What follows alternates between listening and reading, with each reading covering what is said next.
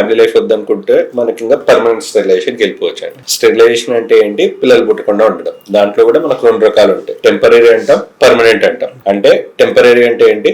ఇంకా next 2 years 3 years వద్దు, but 2-3 years తర్వాత మళ్ళీ కనాలి అనుకుంటే దానికి టెంపరీ స్టెరిలైజేషన్ అంటాం. లేదు పర్మనెంట్ గా వద్దు అనుకోవడానికి పర్మనెంట్ స్టెరిలైజేషన్, ఇంకా ఫ్యామిలీ లైఫ్ పొరపాటును కూడా తర్వాత వద్దు అనుకుంటే. టెంపరీ స్టెరిలైజేషన్ లో మనకు మగవాళ్ళకి సంబంధించి కొన్ని ఉంటాయి, ఆడవాళ్ళకి సంబంధించి కొన్ని ఉంటాయి. మగవాళ్ళకి సంబంధించి మెయిన్ మనకు ఉండేది కండోమ్ అంటారు.